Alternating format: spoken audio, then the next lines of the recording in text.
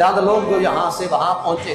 آپ جانتے ہیں کہ ان کو بھی پکڑ لیا گیا ہے، مختلف طرح کی خبریں ہیں، بعض کہتے ہیں کچھ پہنچے ہیں اور بعض کہتے ہیں کچھ رستے میں رہ گئے ہیں۔ ایک ساتھی تو میں آج دیکھ رہا تھا وہ وہاں سے واپس بھی آ گئے، ان کی کشتی وہاں پہ ڈوب رہی تھی تو وہ کشتی سے کسی طرح بچ کر پاکستان واپس بھی آ گئے۔ لیکن جس طرح جس نے محنت کی ہے، کوشش کی ہے، اللہ کریم اسے اجر عطا فرمائے گا۔ ہم جہاں تک محنت کر سکتے ہیں، جہاں تک کوشش کر سکتے ہیں، آپ کا حق بنتا ہے کہ جہاں بندہ مومن کو تکلیف ہوتی ہے، ہمارا رشتہ